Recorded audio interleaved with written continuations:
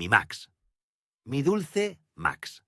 Era mi sombra, mi consuelo, la última pieza de luz que me quedaba, y mi propio yerno, Javier, me lo arrebató. Tengo 78 años. He vivido una vida plena, con sus alegrías y sus tristezas.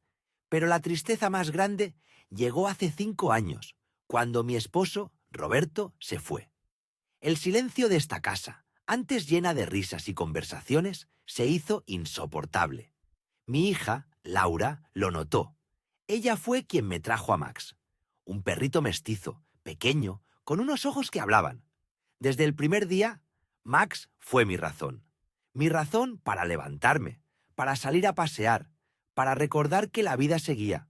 Hablábamos, sí, hablábamos. Yo le contaba mis días, mis recuerdos.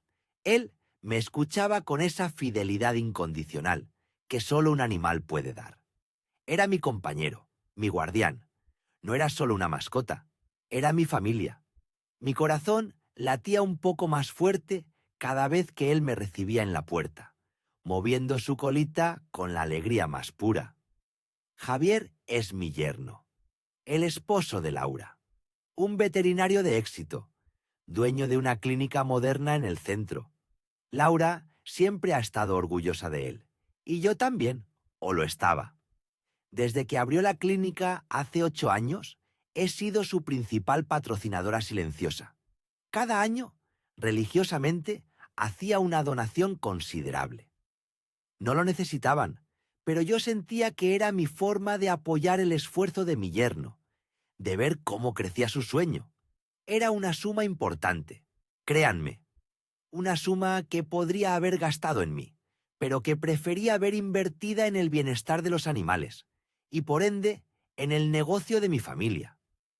Con el tiempo, las visitas de Laura y Javier se hicieron más esporádicas, o cuando venían, notaba un cierto desdén. «Mamá, ¿no crees que Max ya está muy viejo para que lo lleves de paseo tan lejos?», decía Laura. O Javier, con un tono condescendiente. «Doña Elena, Max tiene sus años. No es un cachorro. Necesita más cuidados de los que usted puede darle ahora». Siempre intentaban insinuar que Max era una carga, que yo era una carga por tenerlo. Yo sonreía y asentía, pero por dentro sentía un pinchazo. ¿Acaso no veían que Max era mi fuerza, no mi debilidad? Hace unas semanas, Max empezó a cojear un poco. Nada grave, pensé, solo la edad. Pero Javier, en una de sus raras visitas, lo examinó con una seriedad exagerada. «Mamá, Max tiene un problema en la cadera», sentenció.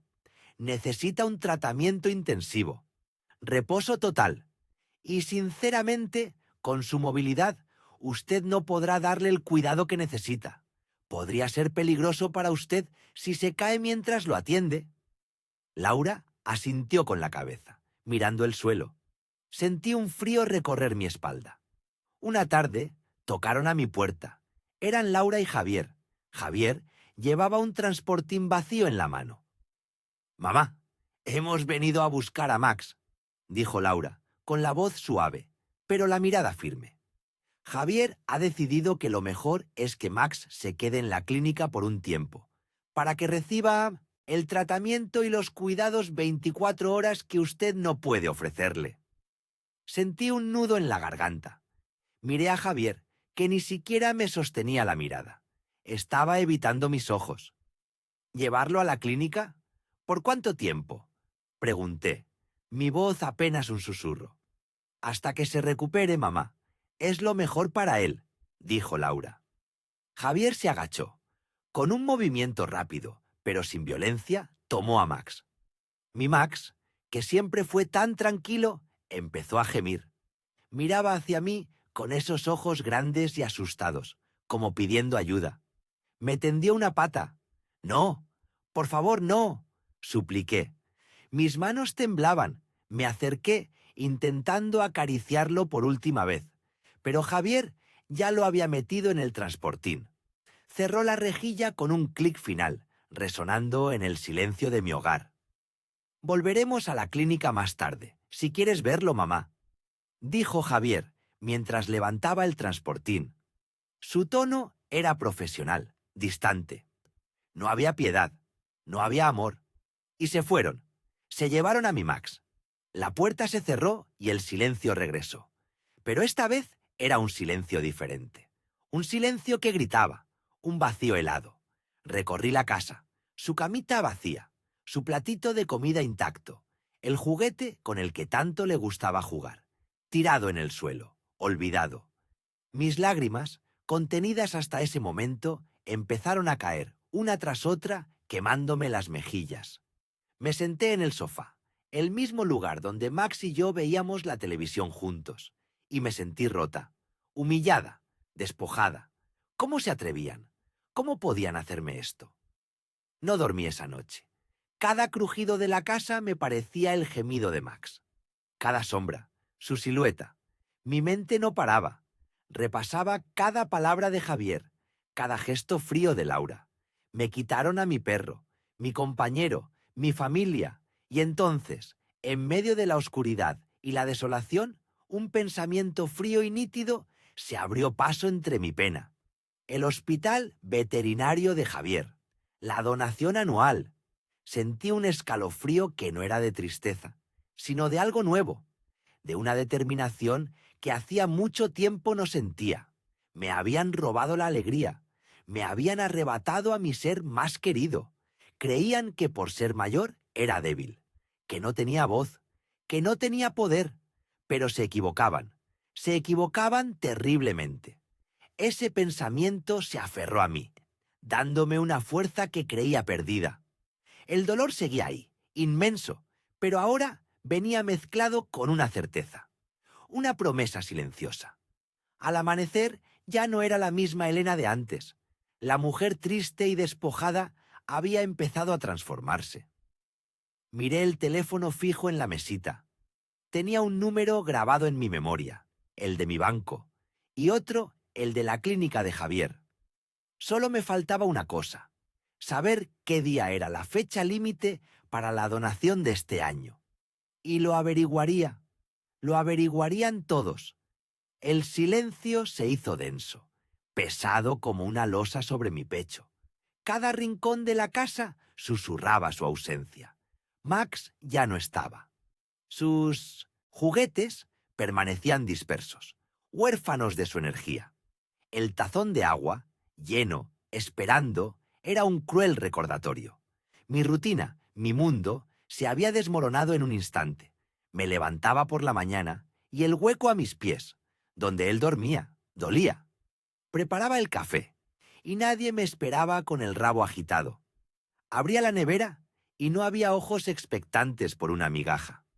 Salía al jardín y el ladrido juguetón que me anunciaba su presencia había desaparecido.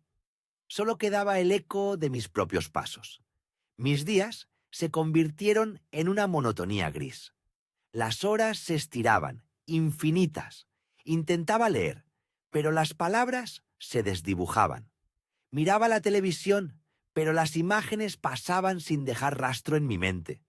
Solo pensaba en Max, en su suavidad, en su lealtad incondicional. Y pensaba en Javier. Siempre había habido algo en él, una ambición fría que me inquietaba.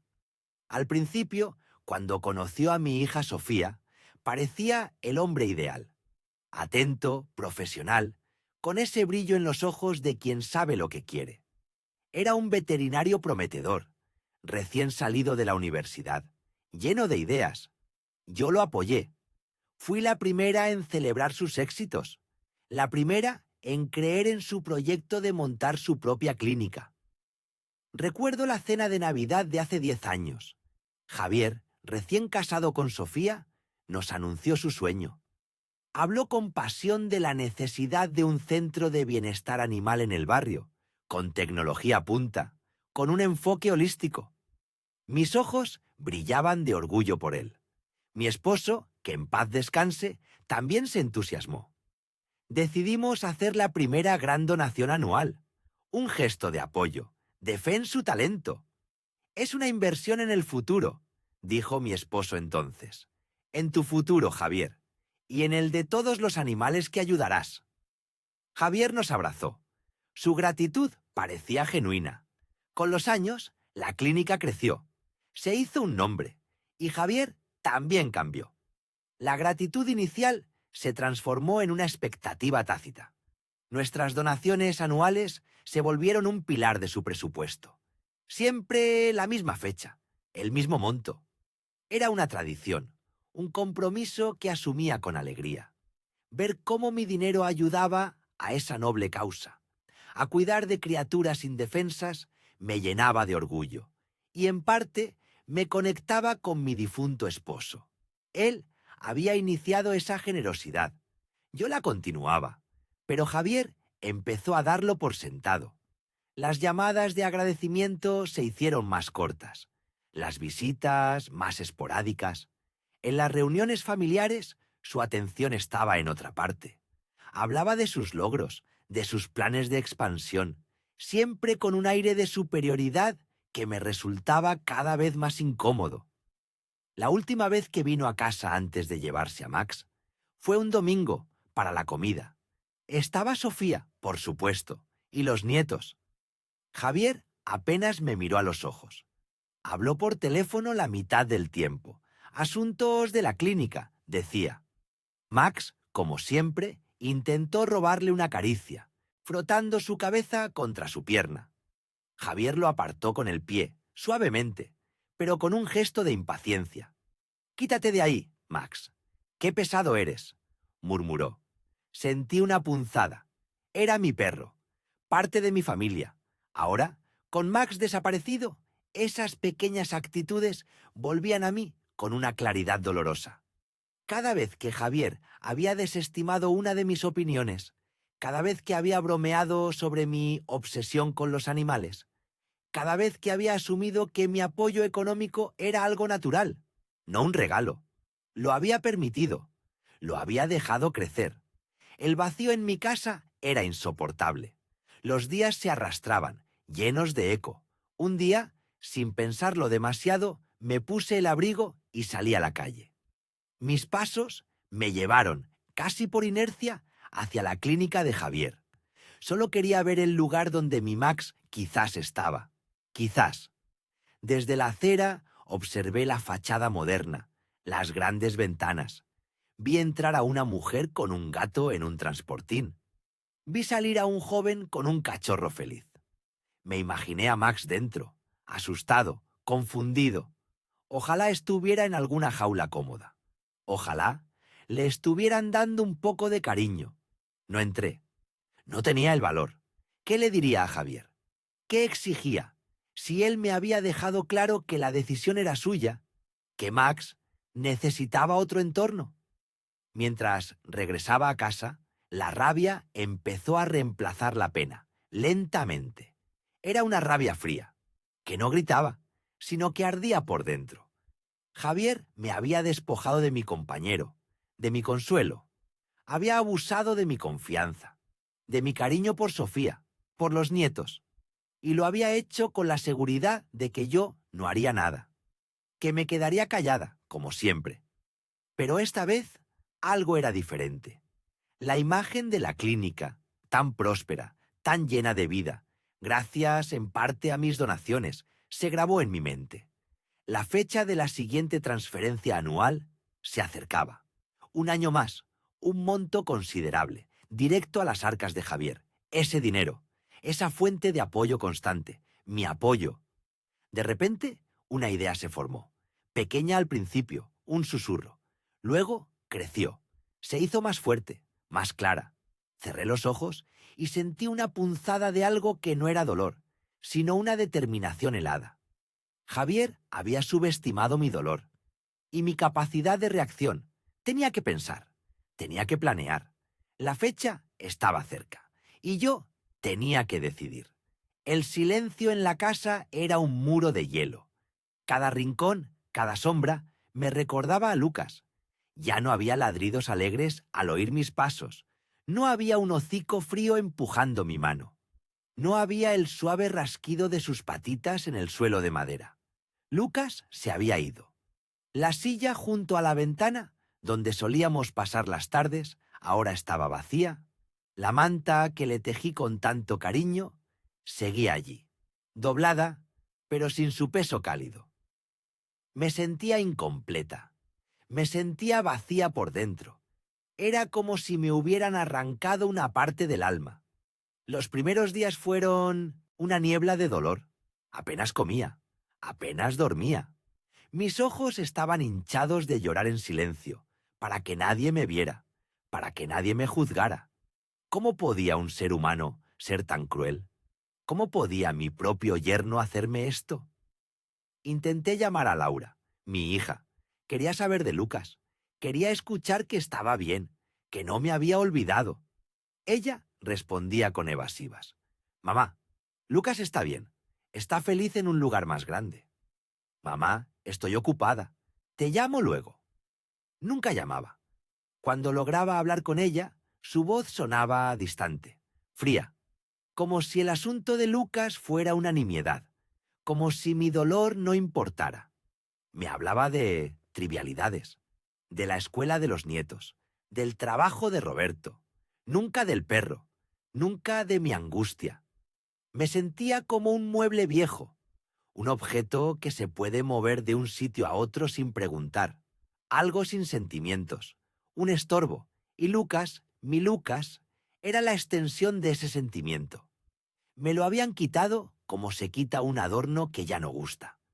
Cada mañana, al levantarme, el primer pensamiento era para él. Abría los ojos y esperaba ver su cola moviéndose, pidiéndome salir. Pero solo había una cama vacía. Solo un plato sin usar en la cocina. El dolor era una punzada constante. Recordé la primera vez que vi a Lucas. Era un cachorro asustado en el refugio. Me miró con esos ojos grandes y tristes, y supe que él era para mí.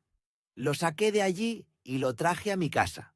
Se convirtió en mi sombra, en mi compañero fiel, en el único que me escuchaba sin juzgar, el único que me hacía sentir importante. Con él aprendí a reír de nuevo después de la partida de mi marido. Con él salía a caminar y me sentía viva. Lucas era mi rutina, mi consuelo, mi familia, y Roberto, mi yerno, me lo había arrebatado sin piedad, como si fuera dueño de mi felicidad. Un domingo, mientras preparaba mi té, mi mirada se posó en el calendario. Allí estaba marcada la fecha. La donación anual. La donación a la clínica veterinaria de Roberto. Mi cheque anual. Ese que aseguraba el equipo más moderno, los mejores sueldos, la prosperidad de su negocio. Miles y miles de euros. Una cifra que, para ellos, era crucial. Para mí, era una muestra de mi apoyo, de mi amor por mi hija y mi yerno, una ayuda para que su sueño creciera. Lo había hecho durante años. Desde que Roberto abrió la clínica, fui su principal benefactora. Me senté. El té se enfriaba en la taza. Las manos me temblaban. Pensé en la clínica, en sus paredes relucientes, en los carteles con animales sonrientes, en todo lo que mi dinero había ayudado a construir. Y pensé en Roberto, con su sonrisa perfecta, con su ambición desmedida. Él se había beneficiado de mi generosidad. Había crecido gracias a mi apoyo incondicional. Y como pago, ¿qué recibía yo? Desprecio, crueldad, la pérdida más dolorosa imaginable. Lucas estaba en algún lugar, quizás en esa misma clínica que yo financiaba. ¿Estaba bien? ¿Estaba triste? La injusticia me golpeó como una ola fría. ¿Cómo podía seguir financiando a quien me había robado la alegría? ¿Cómo podía mi dinero seguir alimentando el ego de un hombre que no sentía la menor empatía por mi dolor?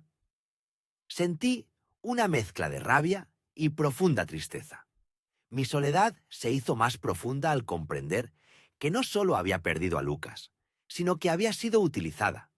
Mi bondad había sido confundida con debilidad. Mi generosidad con una fuente inagotable, que podían explotar a su antojo. Me levanté de la silla. Mis piernas se sentían firmes por primera vez en días. El dolor por Lucas seguía ahí, inmenso, pero ahora venía acompañado de algo más. Una chispa, una llama que empezaba a arder en mi interior. Se llamaba dignidad. No podía traer a Lucas de vuelta, pero sí podía recuperar una parte de mí misma. La parte que se negaba a ser una víctima silenciosa. La parte que recordaba el valor de su propio dinero, ganado con esfuerzo y sacrificios. Fui al escritorio. Mis manos, que antes temblaban por el llanto, ahora lo hacían por una determinación creciente. Busqué la carpeta donde guardaba los documentos de la donación, el contrato, los detalles bancarios. Todo estaba allí. Miré los papeles por un largo rato. Recordé cada conversación con Roberto, donde me explicaba los beneficios fiscales de mi contribución tan valiosa, las palabras huecas, las promesas de gratitud que nunca se cumplieron. Respiré hondo. La decisión no fue impulsiva. Fue el resultado de días de agonía, de noches de insomnio. Fue el fruto de una traición demasiado grande para ser ignorada. Mi corazón dolía, pero mi mente estaba clara. Tomé el teléfono. Mis dedos buscaron el número del banco, no el de la clínica. No quería hablar con Roberto. No quería darle la oportunidad de manipularme, de intentar convencerme. Mi decisión era irrevocable. Marqué los dígitos con lentitud. Cada tono era un paso más lejos del abismo de mi dolor, un paso más cerca de recuperar mi voz. Una voz que había permanecido silenciada por demasiado tiempo. Cuando la persona del banco atendió, mi voz salió más fuerte de lo que esperaba. Firme, sin titubeos. Buenos días. Necesito cancelar una donación periódica a una clínica veterinaria, la que se hace cada año en esta fecha. Hubo una pausa al otro lado de la línea. Seguramente no esperaban tal petición de una donante tan antigua y generosa. Mi mano apretaba el teléfono con fuerza. Sentía un nudo en el estómago, pero no era de miedo, era de expectación. Sí, señora. Entendido. ¿Puede confirmarme algunos datos? Le di lo que me pedía. Mi nombre, mi cuenta, el nombre de la clínica. Cada palabra era un golpe, un martillazo en el muro de su impunidad. Procederé a anular la transferencia, señora. La donación anual a esa clínica veterinaria quedará cerrada con efecto inmediato. La voz al otro lado sonaba profesional, pero yo sentía el peso de esas palabras, el cierre de un capítulo, el inicio de otro. Colgué el teléfono. Mi respiración era agitada. El silencio de la casa ya no me parecía tan helado. Ahora tenía un propósito, una dirección. No sabía qué pasaría después. No sabía cuándo ni cómo se enterarían, pero sabía que lo harían. Y entonces la justicia, a mi manera, empezaría a servirse. El juego había cambiado, y yo, la vieja abuela humillada, acababa de hacer mi primera jugada, y no sería la última. Mi casa se quedó en silencio. Un silencio pesado, denso, que ahogaba cada rincón. Antes, cada paso de Max era un eco de vida, una promesa de compañía. Su jadeo suave al dormitar a mis pies, el tintineo de su collar cuando se sacudía, incluso el ruidito que hacía al beber agua. Eran los pequeños ruidos que llenaban mi soledad, que me recordaban que no estaba sola. Ahora, solo mis pasos resonaban en el suelo frío, un eco de mi propia existencia que parecía desvanecerse. Busqué su tazón vacío en la cocina, me arrodillé, pasé la mano por el metal helado. Busqué su manta favorita en el sofá, aún con el leve aroma de su cuerpo. Su juguete mordido, un patito de goma ya sin voz, seguía bajo la mesa. Cada objeto era una puñalada, un recordatorio constante de lo que me habían arrebatado, no solo a mí, sino también a la esencia de mi hogar. La vida se había escapado por la puerta el día que se llevaron a Max. Pasé los días en una neblina de tristeza. Las mañanas eran las peores. Ya no había un morro húmedo que me despertara con sus lametones furtivos, ni patitas impacientes esperando el desayuno mientras yo molía el café. La rutina que Max y yo habíamos construido durante años, ese delicado ballet de compañía y afecto, se había desmoronado. Me sentaba en mi sillón mirando por la ventana, con la esperanza estúpida de verlo correr por el jardín, como si todo hubiera sido una pesadilla pasajera. Pero la realidad era más cruel, un puño apretado en mi pecho. Intenté hablar con Elena, mi hija. Le rogué, le supliqué con la voz quebrada que trajera a Max de vuelta. La llamaba varias veces al día. Mis súplicas se ahogaban en sus respuestas evasivas. Papá, ya te lo dijimos. Él estará mejor aquí, con nosotros. Tiene más espacio en el patio.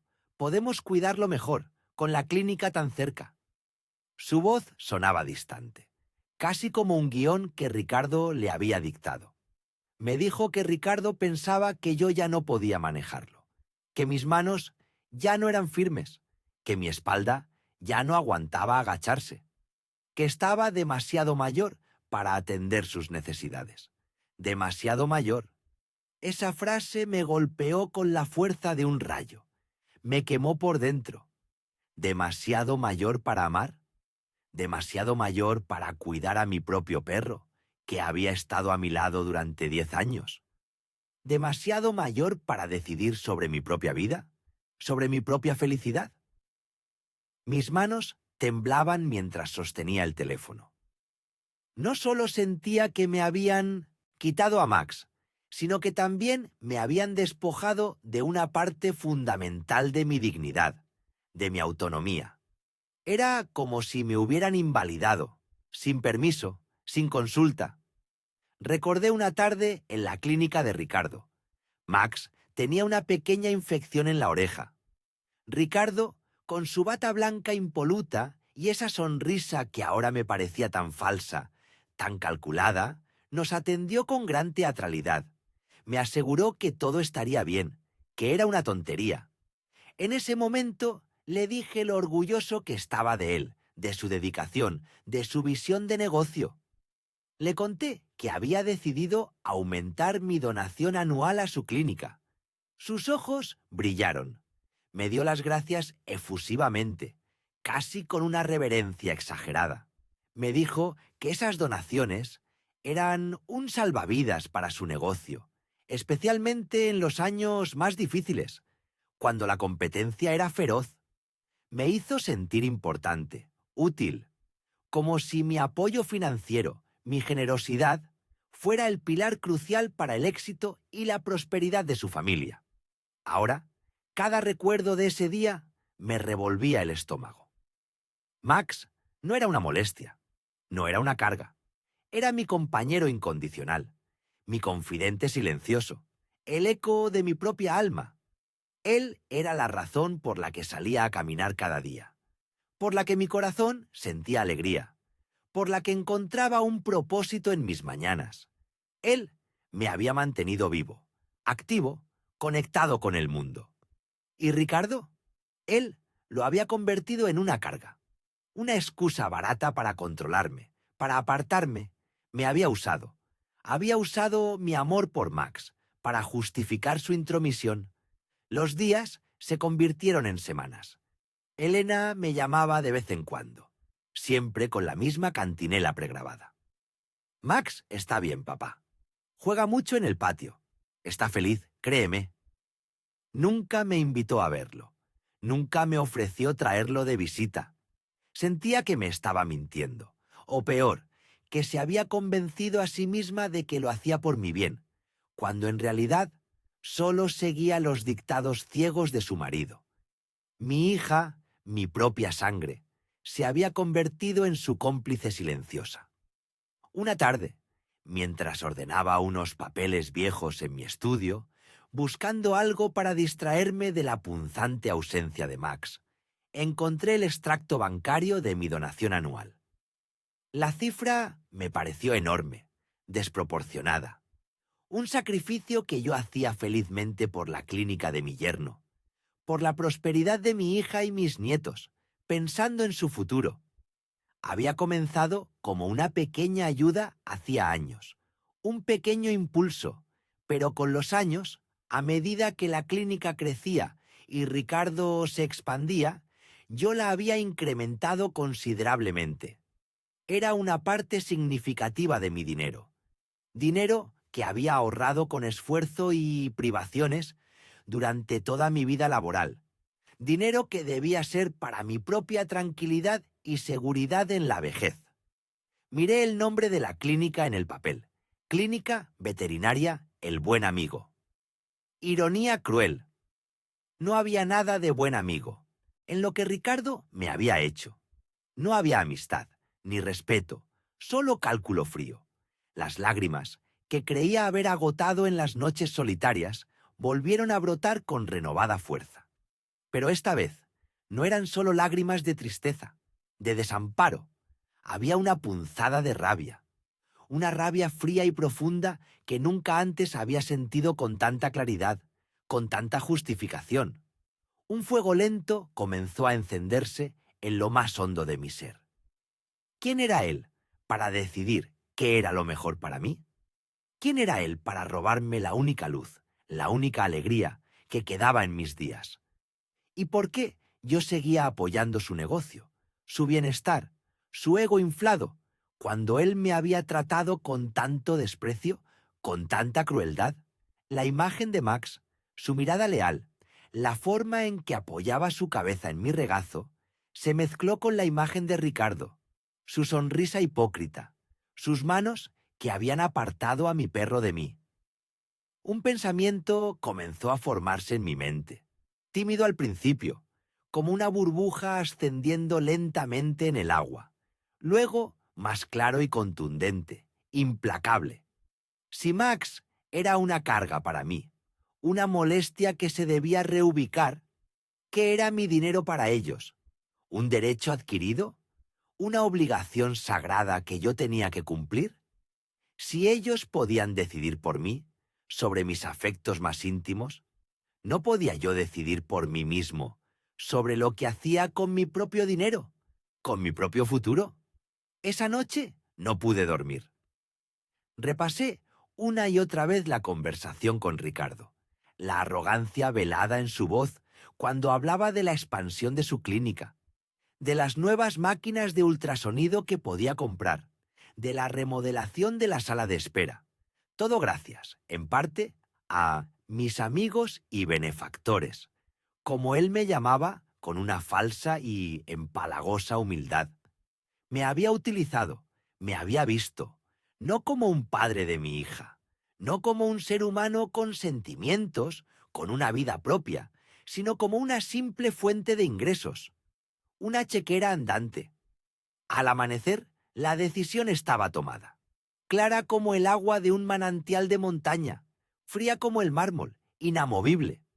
Mi corazón aún dolía por Max. La herida seguía abierta, pero mi mente estaba lúcida, mi voluntad forjada en acero. Había un fuego lento ardiendo en mi interior, alimentado por la indignación y la recuperación de mi propio valor. Me levanté, me vestí con calma, con una serenidad que no había sentido en semanas. Cada movimiento era deliberado, cargado de un nuevo propósito. Fui a mi estudio, donde guardaba mis documentos importantes. Saqué la carpeta con los papeles de la clínica, la correspondencia, los números de cuenta. Mi mano no temblaba, ya no. La incertidumbre había sido reemplazada por una determinación férrea. La llamada al banco sería el primer paso. Luego, una carta formal, bien redactada. La cancelación de esa donación que, según Ricardo, era tan vital para la supervivencia y el crecimiento de el buen amigo.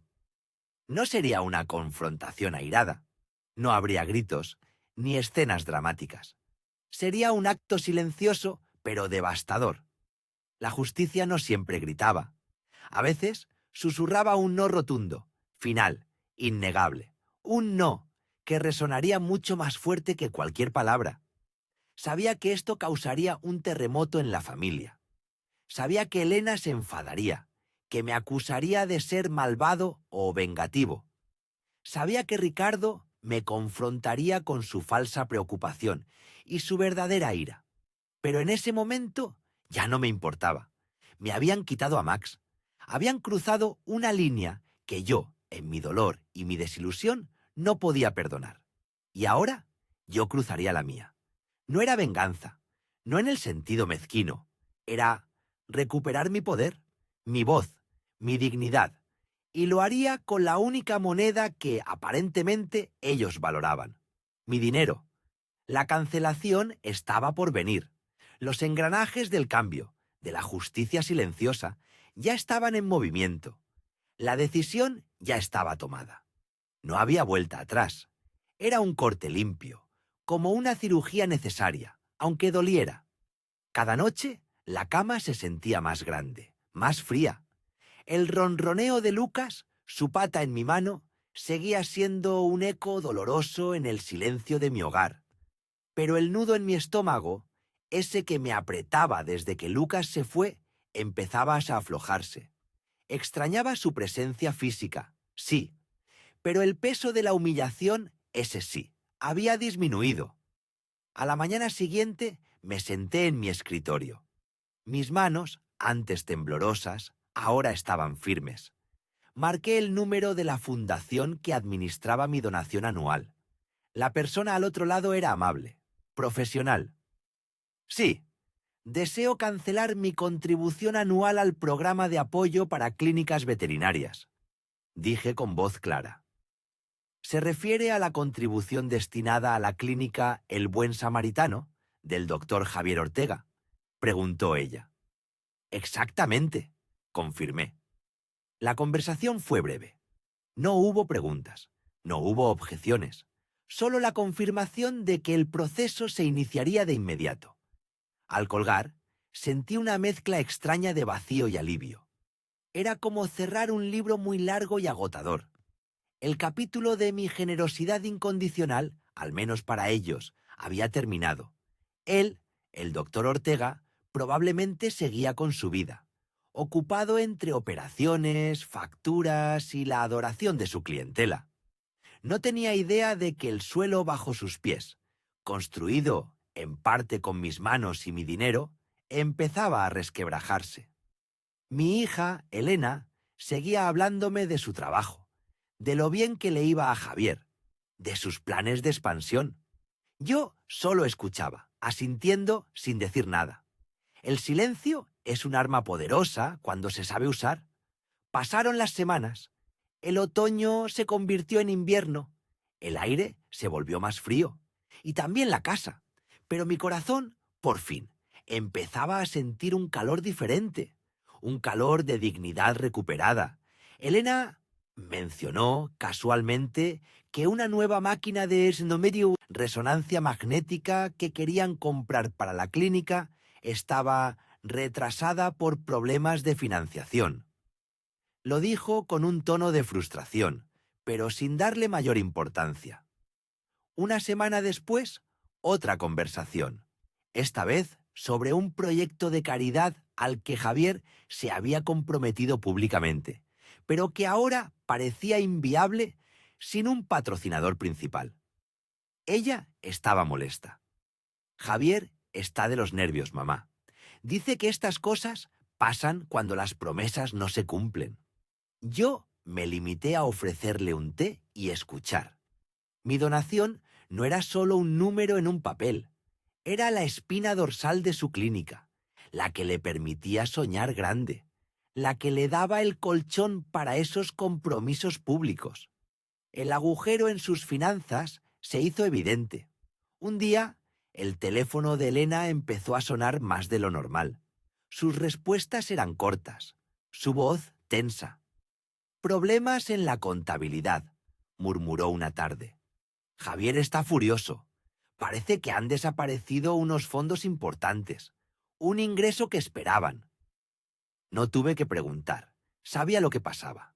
La ausencia de mi cheque anual, esa cifra sustancial, había dejado un cráter en sus presupuestos, un cráter que ya no podían ignorar. La llamada de Elena, esa que sabía que llegaría, no tardó mucho. Su voz no era la de siempre. Estaba entrecortada, casi suplicante. «Mamá», dijo sin rodeos al día siguiente, «¿es cierto lo de la donación a la clínica de Javier? Me ha dicho que la has cancelado, que ya no tenemos ese apoyo. Me senté en mi sillón favorito, el mismo donde Lucas solía acurrucarse a mis pies. Sí, Elena, es cierto. Ya no contribuiré con esa suma. Hubo un silencio tenso al otro lado de la línea. Luego, una explosión. Pero mamá, ¿cómo pudiste hacer algo así? La clínica depende de ese dinero. Los empleados, los animales. Javier está desesperado. Dice que sin esa ayuda, muchos proyectos... La interrumpí con una calma que me sorprendió a mí misma. ¿Y Lucas, Elena? ¿Quién pensó en Lucas? ¿En mí? ¿En lo que Javier me hizo? Mi hija titubeó. Podía oír su respiración agitada, pero era para una buena causa, mamá. Para los animales. Tú siempre has dicho, todas las causas son buenas, hasta que se usan como excusa para la crueldad, hija. ¿Creías que mi dinero era un cheque en blanco para su desprecio? ¿Para que él me quitara lo que más quería? El silencio esta vez fue más profundo, más cargado de verdades no dichas. Elena no pudo rebatir, solo un sollozo ahogado. Él nunca pensó que harías esto, murmuró al fin. Creía que siempre estarías ahí. Y él nunca pensó que yo tendría la dignidad de no soportar su abuso. Elena, ahí está la diferencia. Uno de nosotros aprendió una lección. Ella se despidió. Su voz, un susurro derrotado. Cuando colgó, el silencio que dejó era diferente. Más pesado, quizás, más cargado de verdades que finalmente habían salido a la luz. No sentí euforia, solo una cansada satisfacción. La justicia, a veces, no grita. Susurra al oído de la conciencia o golpea el bolsillo vacío. Extrañaba a Lucas cada día. Su ausencia era una herida que no cerraría. Pero al menos ahora sabía que había defendido su memoria. Y la mía. No era una venganza dulce, sino una corrección amarga. ¿Qué pasaría con la clínica del doctor Ortega? ¿Con su orgullo? ¿Con la relación con mi hija? No lo sabía.